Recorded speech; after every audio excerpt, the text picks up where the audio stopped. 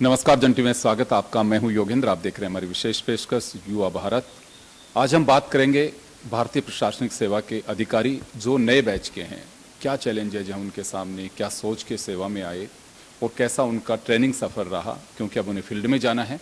लेकिन उससे पहले हम बात करेंगे श्रेया गुआजी से, जो HCM ड्रीपा की डायरेक्टर हैं और एडिशनल चीफ सेक्रेटरी राजस्थान सरकार की। ये जब सर्विस में आई तब से अब तक का इनका सफ़र और नई जनरेशन में, क्योंकि कई ट्रेनिंग्स भी इनके साथ में की हैं, कई फील्ड में इनके सबऑर्डिनेट भी रहे, तो क्या बदलाव देख रही हैं, क्या नई चुनौतियां हैं? बहुत सारे बदलाव इस तरह के भी होंगे, टेक्नोलॉजी और रिफॉर्म्स के भी, तो उसको लेकर आज हम चर्चा करेंगे। मैम, एक लंबा सफ़र भारतीय प्रशासनिक सेवा के अधिकारी के रूप में आपका भी रहा। अभी आप नई जो जनरेशन है उसको आप ट्रेनिंग भी करा रही हैं, तो क्या नई चुनौतियां, किस तरह के रिफॉर्म्स, क्या बदलाव आप देख रहे हैं? मैं 94 बैच की अधिकारी हूँ और जिन परिस्थितियों में जब हमारा सिलेक्शन हुआ था तो वो एक ज़माना था जब बहुत ज़्यादा इकॉनमी एक्सपैंड भी नहीं हुई थी, कोई प्राइवेट सेक्टर भी बहुत ज़्यादा एक्टिव नहीं था। तो इस जॉब को सबसे ज़्यादा अहमियत दी जाती थी और सभी जो यंगस्टर्स होते थे कॉलेज यूनिवर्सिटी से निकले हुए, तो ये नंबर 1 जॉब प्रेफरेंस होता था। पर अब तो जो हमारी देश की परिस्थिति है, जो इकोनॉमिक सिचुएशन है, काफ़ी बदल गई है। दूसरे सेक्टर्स भी इतने ज़्यादा बढ़ गए हैं, उनमें भी अपॉर्चुनिटीज़। तो आजकल के बच्चों के सामने चॉइस बहुत ज़्यादा है और मैं जो देखती हूँ कि जो हमारे नए ट्रेनीज़ आते हैं तो वो बहुत ही कॉन्फिडेंट रहते हैं और बहुत एक दृढ़ निश्चय के साथ आते हैं कि उनको इस तरह की नौकरी ही करनी है, जबकि उनके पास ऑप्शंस बहुत ज़्यादा होते थे। जब हम आते थे तो एक सेवा भावना बहुत ज़्यादा उसका कल्चर था, तो हमेशा ये कहा जाता था कि ये सर्विस है, so it is a calling, it is not a profession. हमारी ट्रेनिंग भी जब होती थी तो बहुत एम्फेसिस दिया जाता था कि आप सिविल सोसाइटी के साथ कैसे जुड़ेंगे, आप NGOs के साथ आपको काम करना पड़ेगा, तो वो सेंसिटिविटी आपकी होनी चाहिए। हर सेक्टर में टेक्नोलॉजी बहुत अहम रोल प्ले करता है। तो अब जैसे इंजीनियरिंग बैकग्राउंड के तो करीब 80s, लेट 80s से ऑफिसर्स आने लग गए हैं, पर चाहे वो किसी भी एकेडमिक बैकग्राउंड का हो, ट्रेनिंग तो एक तरह की सेम ट्रेनिंग होती है सबकी। और उसके साथ साथ मैंने देखा है कि सबको अब ये सेंसिटिविटी है कि जिस क्षेत्र से भी हम आए हों, हमारा बैकग्राउंड मायने नहीं रखता है, पर जहाँ भी हम काम करेंगे ज़्यादा से ज़्यादा हम नवाचार करें, हम टेक्नोलॉजी का यूज़ कैसे हो, सिस्टम्स कैसे ट्रांसपेरेंट हों, डिलीवरी सिस्टम्स कैसे इम्प्रूव हो, इस पर जोर रहता है। तो आजकल के जो ट्रेनीज़ हैं, मुझे उनमें उत्साह बहुत ज़्यादा इस तरह का दिखता है। आज CSR का पैसा भी आता है, गवर्नमेंट ऑफ इंडिया की भी कई प्लानिंग्स है जो स्टेट के रेशो के साथ में वो पैसा भी मिलता है, लेकिन अभी भी ये है कि आप पैसा कैसे लेके आ सकते हो, तो वो काबिलियत आपको तैयार करनी पड़ेगी।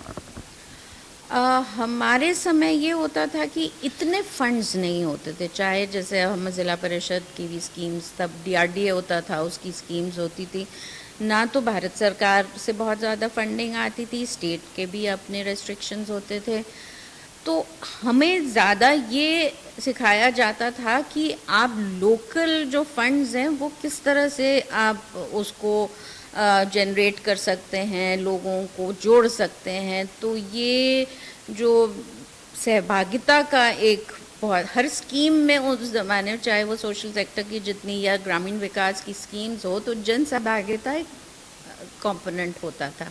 धीरे धीरे अब जैसे मैं हाल ही में ग्रामीण विकास डिपार्टमेंट मैंने संभाला है, तो स्कीम्स इतनी ज़्यादा हैं, फंड्स इतने ज़्यादा आ जाते हैं और एक ये धारणा हो गई है कि हर एक स्कीम में एक एडमिनिस्ट्रेटिव फंड होना ज़रूरी है।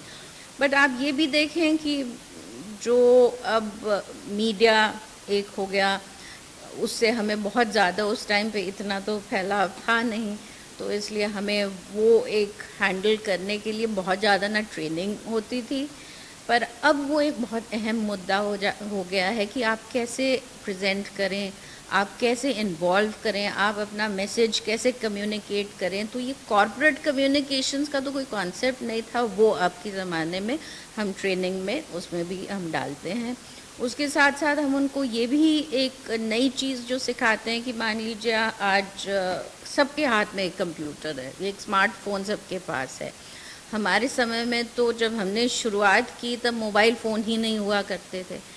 तो एक स्मार्टफोन को एज अ टूल आप कैसे यूज़ कर सकते हैं, क्योंकि अब सारी जानकारी हमारे फिंगर टिप्स पे होती है। हम सारे ऐप से, मतलब किसी को ऑफिस में ना रहने का कोई एक्सक्यूज़ नहीं हो सकता कि आप अपने फाइल्स नहीं क्लियर कर रहे हैं या आप अपनी परफॉर्मेंस नहीं दिखा पा रहे हैं। प्लस ट्रांसपेरेंसी हो गई, सारे हमारे ऐप्स में ये है कि वो जियो टैग हो जाता है या लोकेशन फिक्स हो जाती है, तो आप वहाँ गए या नहीं गए वो वेरीफाई हो जाता है। तो ये ज़्यादा ट्रांसपेरेंसी का जो अब ज़माना है उसमें चैलेंज तो किसी भी प्रशासक के लिए बढ़ जाता है। 7 ऑफिसर हैं जिनकी ट्रेनिंग के अलग अलग फेजेज हैं। मसूरी के बाद में जो स्टेट अलॉट होता है, वहाँ की पहला जो फेज होता है ट्रेनिंग का, वो ऑलमोस्ट कंप्लीट होने पर अभी जिलों में जाएंगे। वहाँ एक अलग पार्ट होता है फील्ड पोस्टिंग में, किस तरह के चैलेंजेज आपके सामने होते हैं, क्या सिखाया जाता है।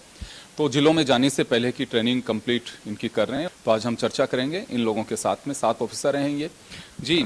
मणिमाला जी, स्वागत आपका जन टीवी में। जी, आप कहाँ से हैं, अपने बारे में छोटा सा इंट्रोड्यूस करें। Myself Manimala. I'm from Tamil Nadu, and I have done my graduation in biomedical engineering from Anna University. तो ये पहले अटेम्प्ट था आपका? Oh no, this is my third attempt. Previously, in my second attempt, I cleared UPSC Civil Service, and I was in Indian Corporate Law Service. And then in my third attempt, I got into IAS. क्या सोच के आप इस service में आए? आप engineering की आपने, और बहुत सारे आपके पास में ऑप्शंस भी होंगे, तो ये क्यों चुना आपने?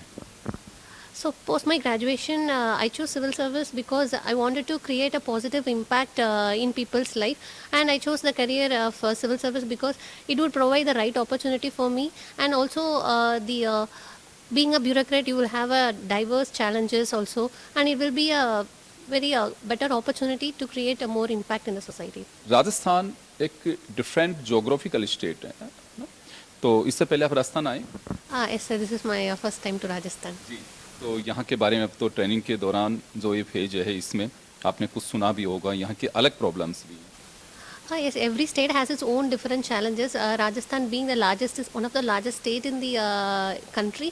During this field training, I will be able to understand what are the ground level challenges, so that accordingly I will be working throughout my career to deal with these challenges and create a better impact in the society.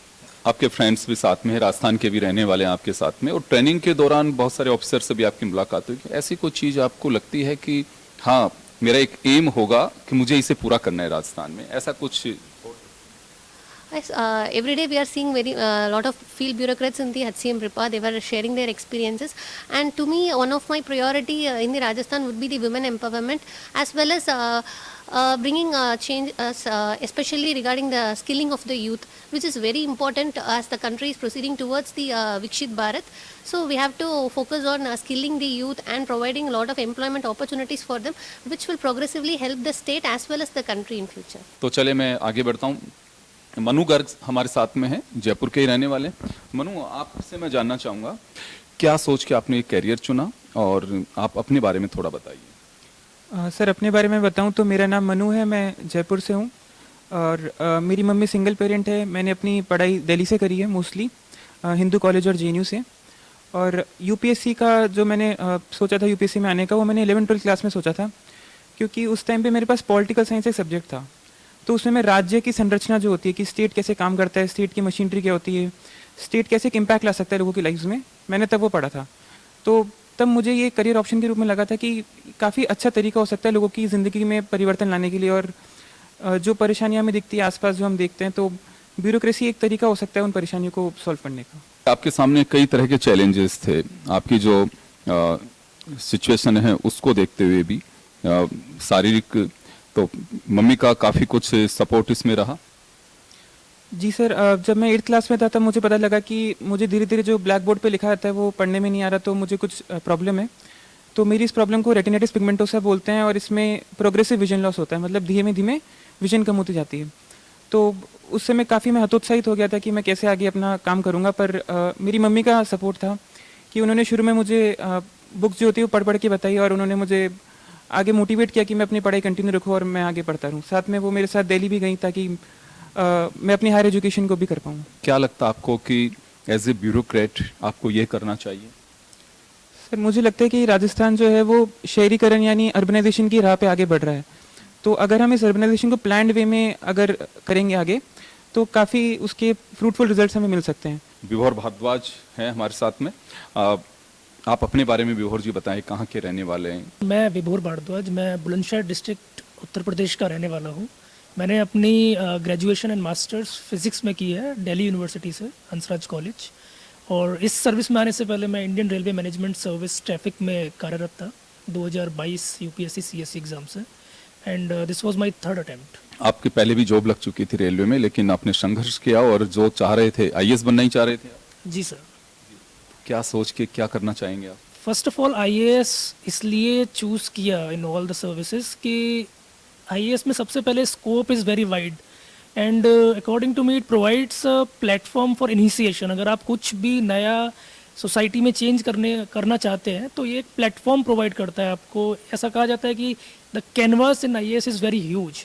सो आप अगर कोई initiative लेना चाहते हैं समाज को परिवर्तित करने के लिए, कोई प्रॉब्लम समाज में है उनको दूर करने के लिए, लोगों के लिए, तो आप आसानी से इनिशिएटिव्स आईएएस में ले सकते हैं। इसलिए मैंने आईएएस को चूज़ किया था। उत्तर प्रदेश राजस्थान में कुछ ज़्यादा अंतर मुझे नहीं लगता है।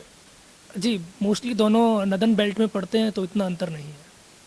तो प्रॉब्लम्स के बारे में तो आप बेहतर तरीके से जानते होंगे कि यहाँ क्या ऐसी पब्लिक की प्रॉब्लम्स हैं जिन्हें हमें सॉर्ट आउट करना चाहिए? प्रॉब्लम्स ऑलमोस्ट हर स्टेट में है एंड मेजरली जो प्रॉब्लम मुझे लगता है कि जो जिस पर मैं अपना ज़्यादा कार्य करूँगा वो ये है कि जो लोग थोड़ा सा सोसाइटी के लोअर रंग पे हैं, विच आर डाउन ट्रोडन और विच आर मार्जिनलाइज्ड, उनको ऊपर उठाने की काफ़ी ज़रूरत है।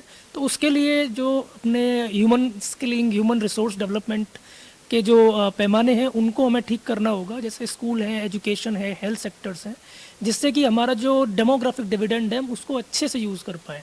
अगर डेमोग्राफिक जो ह्यूमन रिसोर्सेज अपने अगर उनको हम बेहतर तरीके से इस्तेमाल कर पाएंगे, उनको स्किल प्रोवाइड करा के, जैसे मेरी फ्रेंड मणिमाला ने भी बताया, तो उससे एक ओवरऑल सोसाइटी की डायनामिक्स चेंज होगी। ओवरऑल जो अगर सोसाइटी चेंज होगी तो हम कह सकते हैं कि पूरा एक लैंडस्केप चेंज हो जाएगा हमारे समाज का।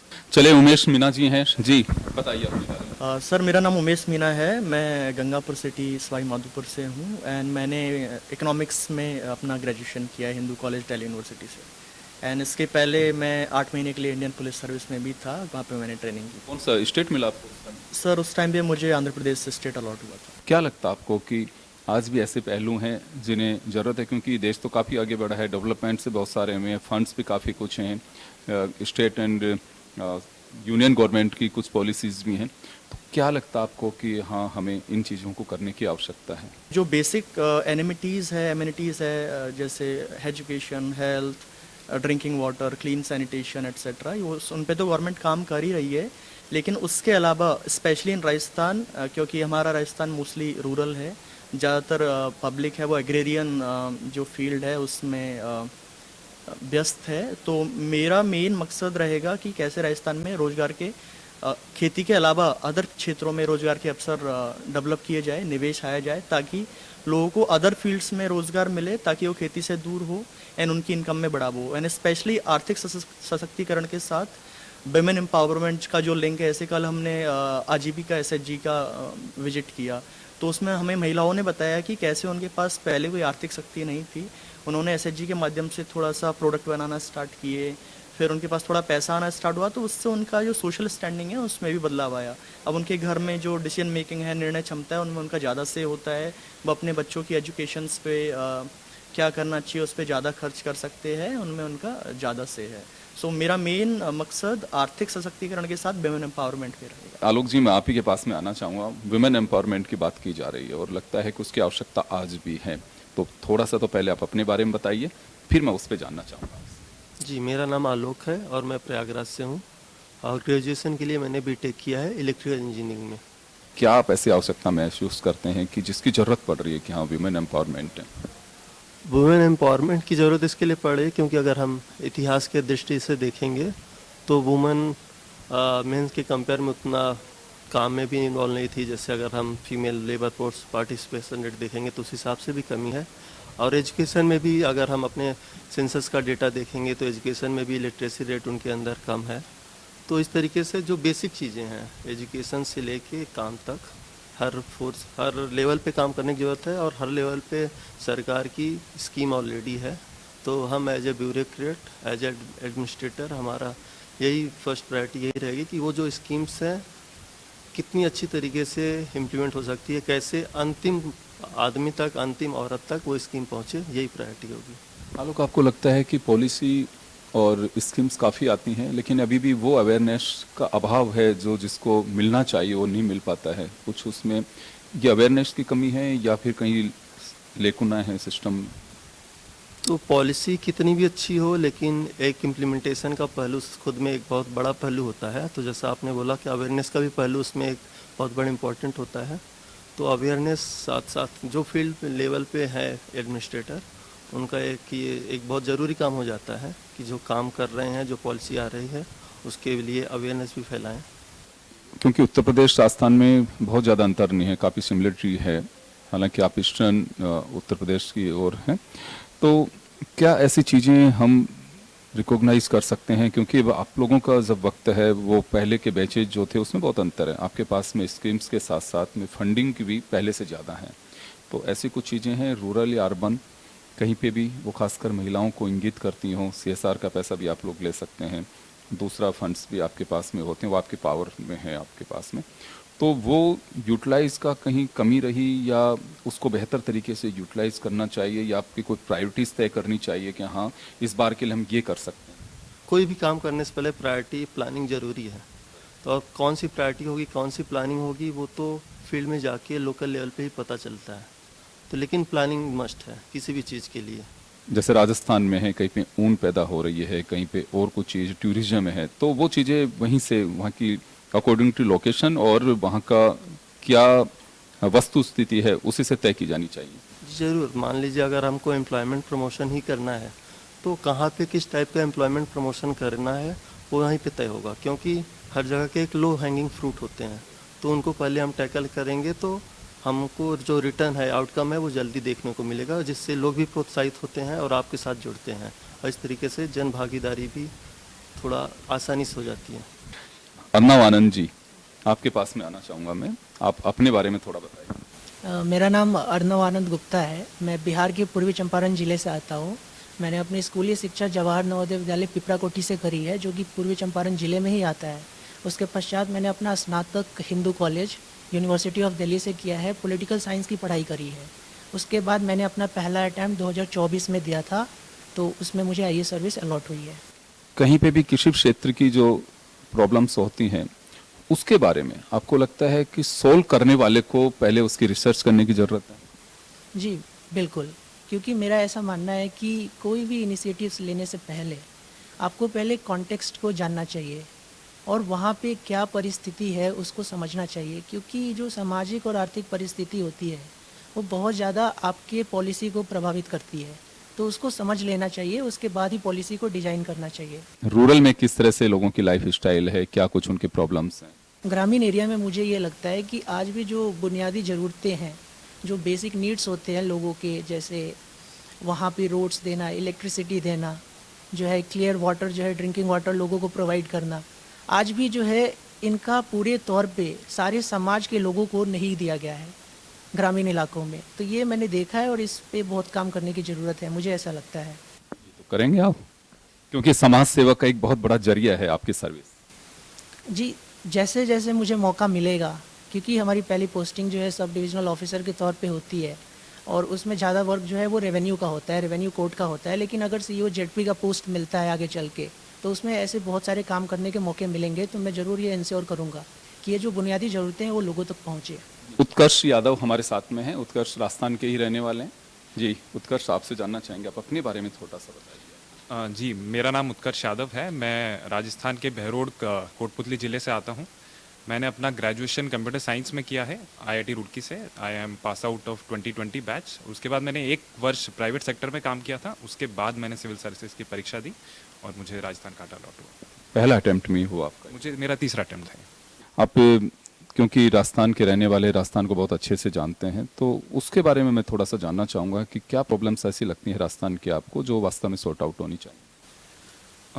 जी, एक तो मैं कहूँगा जैसे मैंने अपने गांव में देखा है कि पानी की बड़ी समस्या है हमारे गांव में। जैसे ग्राउंड वाटर एक तो बहुत नीचे जा चुका है और मोस्ट लोग आजकल टैंकर पर निर्भर हैं, तो पानी की समस्या है, सड़कों की समस्या है, और जो पानी और सड़क के कारण जो है मैं देखता हूँ कि कृषि की समस्या भी आ रही है, क्योंकि जो है हमारे गाँव में जैसे गेहूँ उगाया जाता है, बट क्योंकि उसके लिए पानी की रिक्वायरमेंट बहुत ज़्यादा है, तो अभी क्योंकि पानी ख़त्म हो चुका है तो लोगों को चैलेंजेस आ रहे हैं क्रॉपिंग पैटर्न को सस्टेन करने में। तो ये है, इसमें धीरे धीरे में हम ये भी देख रहे हैं कि जो है क्रॉपिंग पैटर्न भी शिफ्ट हो रहा है towards millets. New irrigation system जैसे स्प्रिंकलर और वो भी आ रहे हैं, बट उसके अडॉप्शन में अभी मैं देख रहा हूँ कि लोगों को इतनी अवेयरनेस नहीं है, लोगों के पास इतने पैसे नहीं है कि वो अपने एंड पे अडॉप्ट कर पाएँ। तो ये कुछ बुनियादी समस्याएं हैं। इसके अलावा शिक्षा, स्वास्थ्य जो है, हॉस्पिटल में लोगों को समय पर दवाइयाँ मिलना, अच्छी शिक्षा मिलना, सरकारी स्कूलों के अंदर जो है एनरोलमेंट धीरे धीरे कम होता जा रहा है, प्राइवेट की तरफ लोग ज़्यादा जा रहे हैं। तो ये बुनियादी समस्याएं जो मैंने ग्राउंड लेवल पे ऑब्जर्व की है राजस्थान में। आपने चलिए प्राइवेट सेक्टर में भी जॉब किया है और आपने कुछ बुनियादी जो समस्याएं हैं, केवल राजस्थान नहीं, मुझे लगता है कि ये पूरे भारत में ही ग्रामीण परिवेश में है, एजुकेशन, हेल्थ और ये जो सिस्टम है इसमें, तो आपको लगता है कि प्राइवेट सेक्टर है इसके लिए, लेकिन उसे एक पब्लिक अप्रोच के रूप में उसे तैयार किया जाए? जी बिल्कुल। इसमें जो कॉन्सेप्ट हम फॉलो करते हैं वो पब्लिक प्राइवेट पार्टनरशिप का करते हैं। इसमें कि गवर्नमेंट कुछ जैसे कि जनरली देखा जाता है कि प्राइवेट सेक्टर का कुछ खास चीज़ें हैं कि उनका सर्विस डिलीवरी बहुत अच्छा होता है। वहाँ पे इंसेंटिव्स इतने अलाइंड होते हैं कि लोग जो है क्वालिटी ऑफ सर्विस जो है कंपेयर टू गवर्नमेंट अच्छा मिलता है। तो वहाँ पे एज अ पार्टनरशिप मॉडल जहाँ पे सरकार, private sector and even NGOs अगर साथ मिलके काम करें तो जो है उसमें हम बहुत इन समस्याओं को सॉल्व कर सकते हैं। बट हमें ये भी ध्यान रखना चाहिए कि हम पूरी तरह प्राइवेट पर निर्भर ना हो, क्योंकि जो गरीब से गरीब तबका है उसके लिए जो है प्राइवेट सेक्टर को प्रॉपरली पे करके जो है अब सर्विस ले पाना वो थोड़ा मुश्किल होता है। तो सरकार भी जो है गरीब से गरीब तबके का सरकार ध्यान रखे और जहाँ भी संभव हो सके वहाँ पे प्राइवेट सेक्टर को, सिविल सोसाइटी को इन्वॉल्व करके पार्टनरशिप मॉडल में एसएचजीज के थ्रू, एनजीओज के थ्रू हमें काम करना चाहिए। इन ब्यूरोक्रेट्स की ट्रेनिंग चल रही है, तो एक महत्वपूर्ण रोल प्ले किया साइन अली जी हैं, भारतीय प्रशासनिक सेवा के अधिकारी, राजस्थान मूल के ही हैं। सर, क्या कुछ खास रहा ट्रेनिंग के दौरान? हम यहाँ 1 महीने रखते हैं, तो लोकल लॉज हैं और फिर यहाँ पे जो ऑफिसेज हैं, सेक्रेटरीट हैं, उसमें हम लोग एक्सपोजर कराते हैं। कुछ पीएसयूज हैं उनका एक्सपोजर कराते हैं। बेसिकली जो मसूरी की ट्रेनिंग के बाद में राजस्थान में इनका काडर रहेगा, तो यहाँ के कल्चर, यहाँ के एथोस, यहाँ की जो शैली है, यहाँ की जो ज़रूरतें हैं, उनसे हम इनको लगभग 1 साल में पूरा अवगत कराएंगे, so that they can serve the state better. ये हमारा यहाँ का उद्देश्य रहेगा। आपका ये लंबा एक एक्सपीरियंस है, तो क्या कहना चाहेंगे इन लोगों को? क्या सावधानी बरतने की ज़रूरत है? किस तरह का आपका सर्विस डेडिकेशन होना चाहिए? अपेक्षा एक ऑफिसर से ये है कि आप डिलीवर करें, चाहे आप कोई भी हों।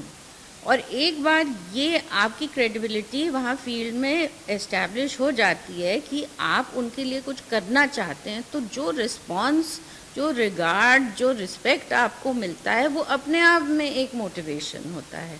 तो मैं तो इन सब को 2-3 बैचेस मैंने तो डायरेक्टली डील कर लिए हैं अभी, तो मैं उनको यही कहती हूँ कि हमेशा अपने आचरण पर ध्यान रखो और हमेशा ये देखो कि आपकी जो एक विलिंगनेस है, आपकी जो सिंसेरिटी है, वो केवल वो वहाँ दिखनी चाहिए, ताकि उनको लगे कि आपको वहाँ लगाया है उनकी सेवा करने के लिए और आप उसके लिए डेडिकेटेड हो।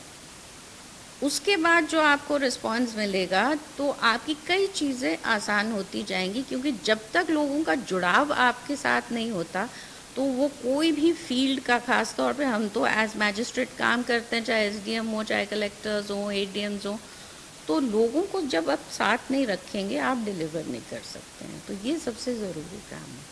सरकार का भी फोकस यही है। आपका एक लंबा करियर रहा और लगता है कि नए जुनून के साथ आप इनको रवाना भी कर रही हैं। आपका बहुत बहुत शुक्रिया। तो चलिए फिलहाल इतना ही, दीजिए इजाज़त, नमस्कार।